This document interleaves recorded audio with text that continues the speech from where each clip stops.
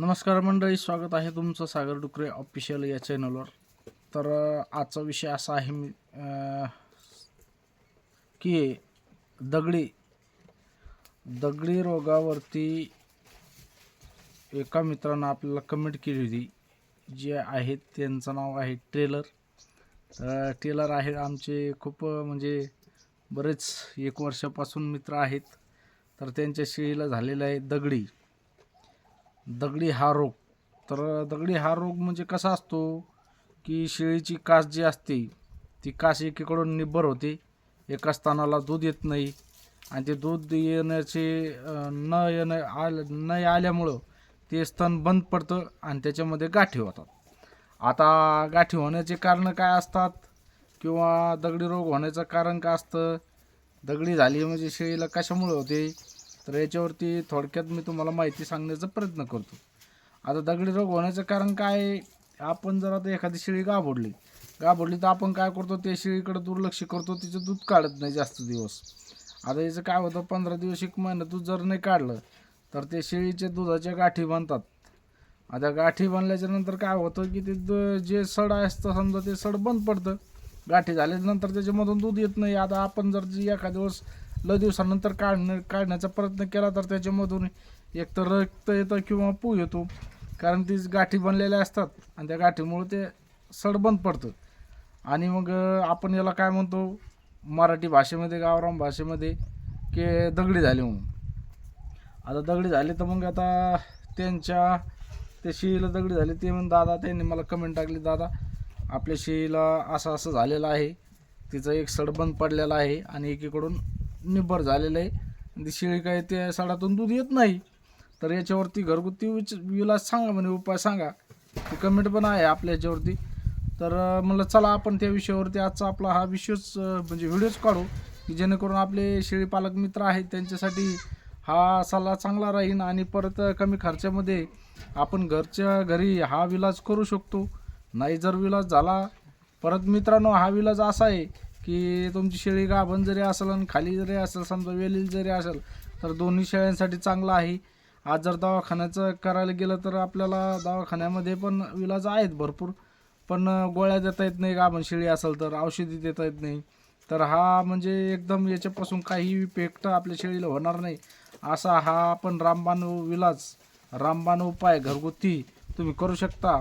असा हा उपाय मी सांगणार आहे. व्हिडिओ शेवटपर्यंत बघा. व्हिडिओ आवडल्यास व्हिडिओला लाईक करा, नवीन असेल तर चॅनलला सबस्क्राईब करा मित्रांनो, जेणेकरून असेच नवीन नवीन व्हिडिओ मी तुमच्यासाठी घेऊन येत असतो.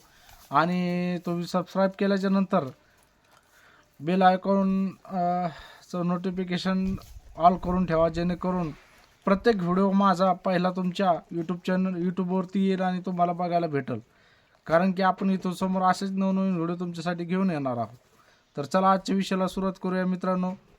आता तुम्हाला जर त्याच्यासाठी लागणार आहे आपल्याला 5 वस्तू.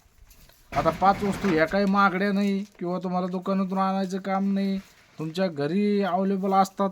एखाद्या आपल्या शेजाऱ्या पाजाऱ्यांच्या शेतामध्ये अवेलेबल असतात. अशा ह्या 5 वनस्पतीच आहे, समजा वनस्पती समजून घ्या. आता सर्वप्रथम तुम्हाला लागणार काय, त्याला ॲलोवेरा म्हणतात आणि कोरपड पण म्हणतात. तर आपल्या गावरान भाषेमध्ये कोरपड. तर ही कोरपडीचा तुम्हाला छोटासा तुकडा लागणार. समजा तो तुकडा आणला, त्याच्यात अशा बारीक बारीक फोडी करायच्या. त्याच्यानंतर ह्या फोडी 7-8 फोडी करायची, समजा तुमच्या हिशोबानं जेवढं पेस्ट करायचं तुम्हाला 2-3 दिवस तुम्ही लावू शकता. आता त्याच्यानंतर मित्रांनो काय करायचं, दुसरं लागणार आहे आपल्याला चुना जो आपण पानासोबत खातोय समजा, तो थोडा चुना लागणार, जास्त नाही लागणार. आणि त्याच्यानंतर 3 नंबरला लागणार आहे लिंबू. आता लिंबू तर कुठं पण अवेलेबल असतं, आपल्या शेजारी पाजारी शेतामध्ये कुठून पण आपण आणू शकतो. त्याच्या 4 नंबरला कढीपत्ता पण कुठं भेटू शकतो आपल्याला, कोणाच्या शेतामधून कुठंतरी आसपास झाडं असतंच आपल्या आसपास, तर तिथून तुम्ही कढीपत्ता पण आणू शकता. आता 5 नंबर लागणार हळद आपल्या घरी अवेलेबल असते किचन रूममध्ये, कारण की आपल्याला ही रोजची भाजीमध्ये लागणारी हळद आहे, त्याच्यामुळे ही हळद पण घरी अवेलेबल असते. ते तुम्हाला जे समजा जेवढं पेस्ट करायचं त्या पेस्टच्या हिशोबानं तुम्ही हळद आणू शकता. कमी जास्त झाली तरी त्याला काही कुठलंही इफेक्ट होत नाही. अशा 5 वस्तू तुम्हाला लागणार आहेत. लिंबू, त्याच्यानंतर कढीपत्ता, चुना, हळद आणि कोरफड अशा 5 वस्तू तुम्हाला लागतील. या 5 वस्तू घेऊन लिंब 3 ते 4 लिंब घ्या. ते काय करा, याच्यामध्ये सगळं मिक्स करा मिक्सरमध्ये आणि लिंब त्याच्यावर पिळून द्या. बाकी कोरफड हे तुम्ही असं टाकलं तरी जमतं. आणि चुना आहे ना, चुन्याचं काय करा, थोडं पाणी करा. थोडं पाणी घ्या, थोडं समजा अर्धा कप पाणी घ्या. अर्धा कप पाण्यामध्ये हातानं बोटानं मिक्स करा चुना. मिक्स केल्याच्या नंतर काय करायचं मित्रांनो, हे सर्व तुम्ही मिक्सरच्या भांड्यामध्ये टाकल्यानंतर वरून 2-3 लिंब पिळून द्या. पिळून दिल्याच्या नंतर त्याच्यात हळद वगैरे सगळं टाकून द्या, मिक्स करा आणि त्याला एक नंबर अशी पेस्ट करा की जेणेकरून त्या शेळीच्या सडाला काशेला अशी घट्ट लागली पाहिजे. असं पेस्ट तयार करा, जेणेकरून पाण्यासारखं करू नका, कारण की ते त्या काशेला चिटकून बसलं पाहिजे. अशा प्रकारे तुम्ही त्याचं पेस्ट करा.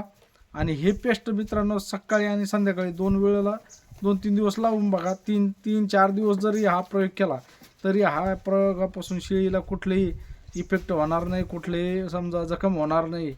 फक्त याच्यामध्ये तुम्हाला 2 ते 3 दिवस ही मेहनत करावं लागेल. याच्यापासून 100% विलाज होईल. हा म्हणजे हे जे प्रयोग आहे हा माझ्या मित्रांनी केला आहे. आपल्याकडं 5 वर्षापासून शेळ्या आहेत, पण एकाही शेळीला आपल्या दगडी झालेली नाही. त्याच्यामुळं हा प्रयोग काही मी केलेला नाही. तुम्हाला जर आवडत असेल तर तुम्ही करू शकता, याच्यापासून कुठलंही इफेक्ट नाही. आणि जर नसेल आवडत तर तुम्ही डॉक्टरांचा सल्ला घेऊ शकता आणि तुम्ही तुमचा समजा शेळीचा इलाज करू शकता. आता घरगुती उपाय हा काही याच्यापासून तुमच्या शेळीला हानी होणार नाही, कुठलाही इफेक्ट होणार नाही आणि तुमचा खर्च कमी आहे मित्रांनो. तर हा इलाज माझ्या मित्रांनी सांगितलेला होता. मला एक दिवस असंच त्याला मी विचारत असतो.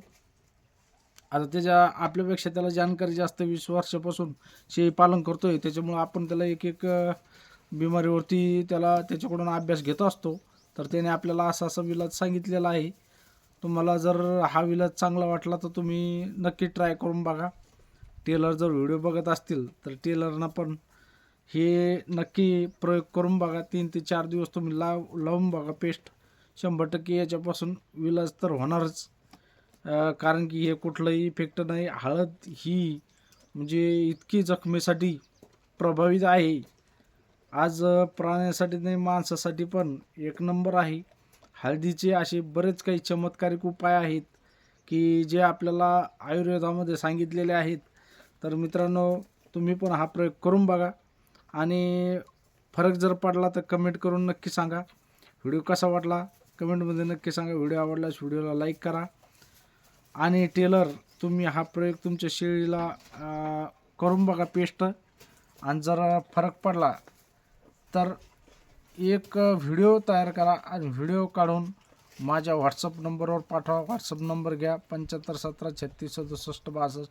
या नंबरवर नक्कीच मला व्हिडिओ पाठवा, जेणेकरून आपले जे काही शेळी पालक मित्रमंडळी आहेत त्यांच्यासाठी मला उदाहरण राहील की बाबा या अशा पेस्टनं आपल्या शेळ्यांचा दगडी रोग हा नक्कीच निदान होतोय.